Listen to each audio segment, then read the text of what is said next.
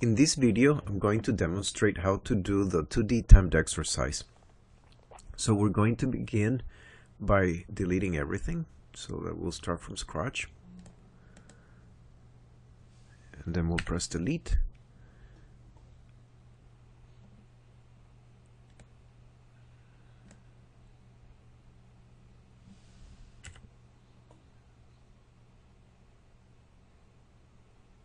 Here we go. And then we will use feet for the default units. And for the CAD experience, I selected other.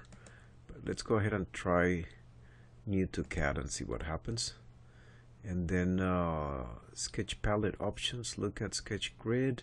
I don't want to look at the grid. I don't want snap. I don't want slice. Show profile and show points. So there we can hide this, and we can hide this so that we have more space to work. Then something I find really nice about Fusion 360 is that there's a lot of familiar keyboard shortcuts. For example, for rectangle, R, and L for line. So let's go ahead and try them. We're going to type R. Let's type R, and then we're going to start at the origin. And we're going to move here.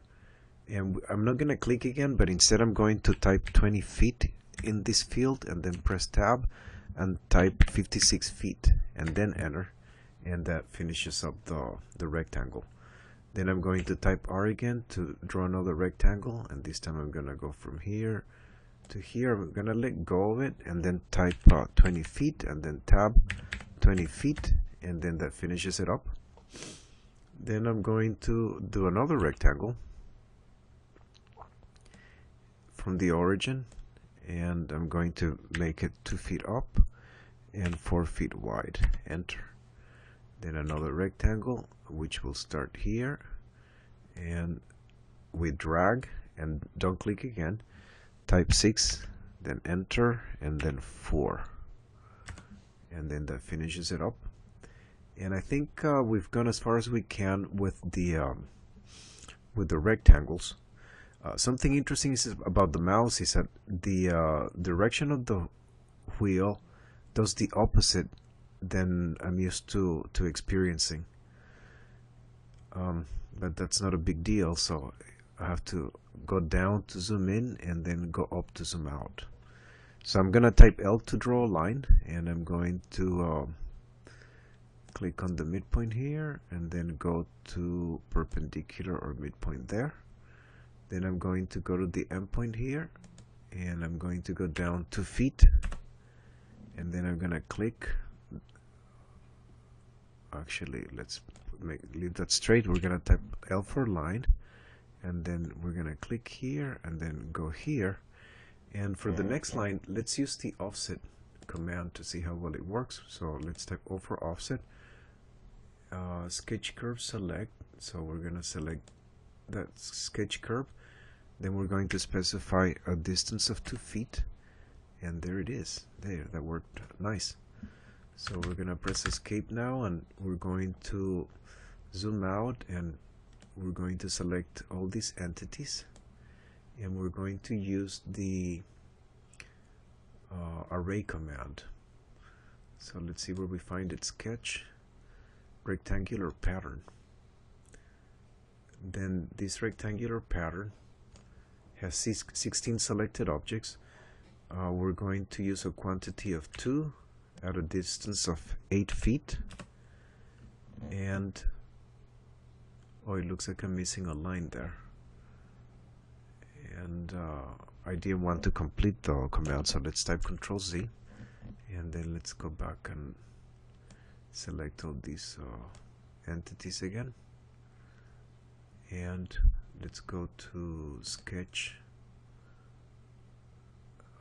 rectangular pattern. Let's make this 2, tab to distance of 8, and then 2 again, and a distance of 10 feet. And let's click OK. So there it is, and I see that I'm consistently missing that line. So it looks like I put, okay, so let's do Control Z again, to undo.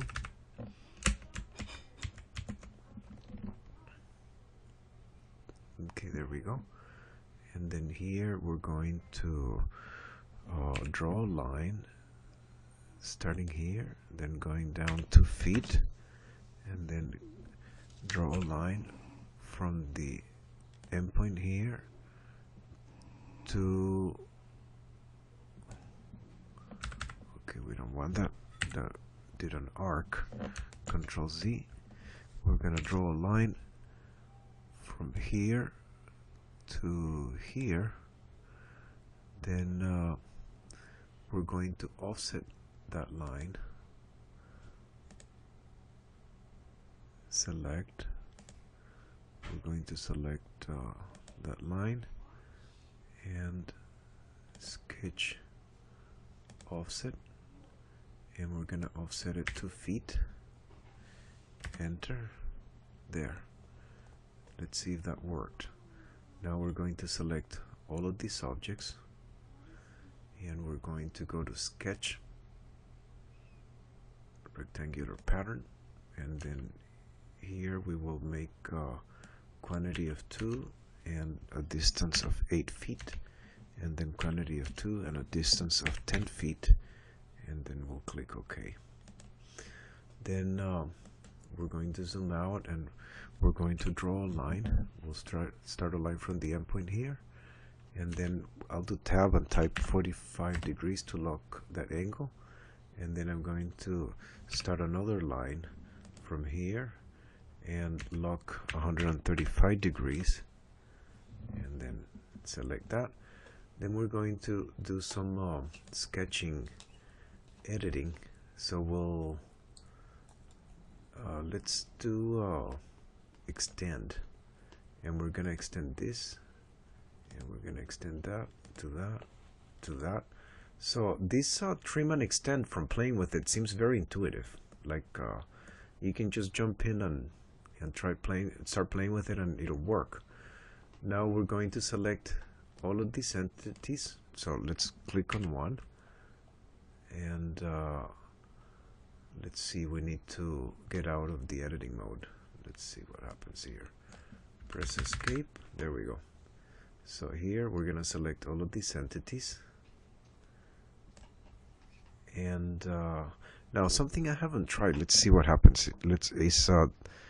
Control C and Control V. So I did Control C, and then here comes Control V, and